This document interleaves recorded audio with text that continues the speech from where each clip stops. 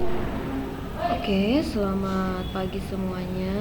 Sampai bertemu lagi kita di hari ini di pelajaran sejarah Indonesia bersama saya Ibu Afiana Isa Lubis. Saya kira kalian sudah kenal semua dengan saya, cuman kita belum pernah bertatap muka. Di sejarah Indonesia ini di kelas 12 materinya menyambung dari materi kita di waktu kelas 11.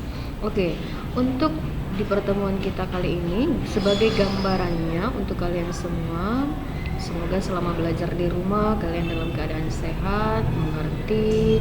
Kemudian jika ada yang ingin ditanyakan, boleh secara pribadi bertanya langsung ke saya.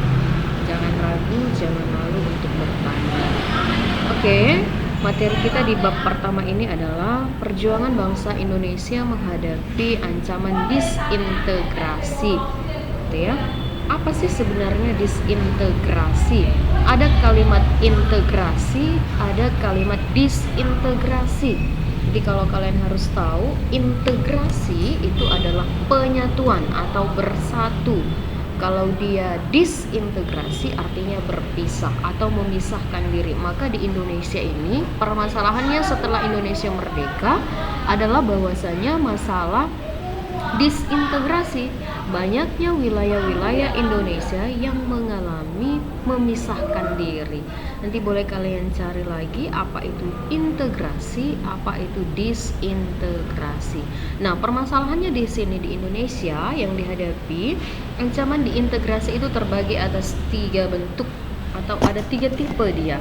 Yang pertama dilatar belakangi oleh ideologi, kemudian dilatar belakangi perbedaan kepentingan, kemudian dilatar belakangi sistem pemerintahan. Nah, untuk yang dilatar belakangi ideologi itu terbagi 2.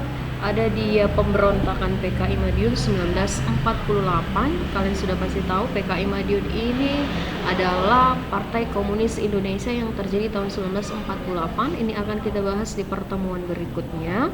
Kemudian ada pemberontakan DITII, atau kata lainnya adalah Darul Islam, Tentara Islam Indonesia. Itu ya, kita akan bahas lebih luas lagi nanti di pertemuan berikutnya. Kemudian dilatar belakangi dengan perbedaan kepentingan ada 3 pemberontakan. Yang pertama itu adalah pemberontakan APRA atau Angkatan Perang Ratu Adil. Kemudian ada pemberontakan RMS, Republik Maluku Selatan.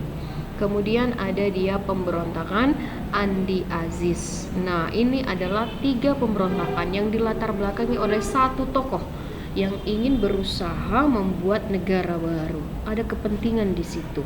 Siapa yang penting di situ? Tokohnya atau dalangnya yang ingin membentuk negara baru. Nah, kemudian kita akan bahas nanti itu ya. Ini konsep-konsepnya dulu. Kemudian ada dia dilatar belakangi sistem pemerintahan. Itu ada 1 yaitu pemberontakan Permesta PRRI. Gitu ya. Nah, jadi inilah yang mau kita bahas selama untuk beberapa pertemuan. Ini 1 bab. Bab pertama itu ancaman disintegrasi. Artinya ancaman-ancaman atau pemberontakan apa saja yang terjadi di Indonesia setelah Indonesia merdeka.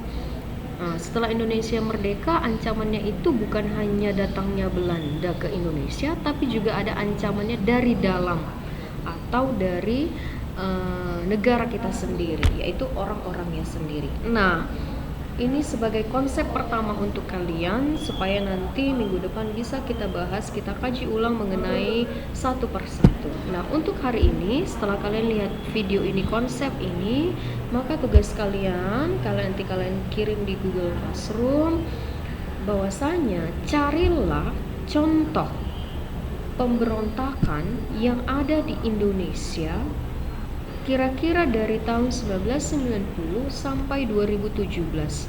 Pasti ada pemberontakan yang mengancam keintegrasian atau penyatuan Indonesia. Cari dan kemudian kirim di Google Classroom. Oke anak-anak, tetap sehat, tetap semangat untuk belajar walaupun kita berada di les terakhir. Salam jas merah.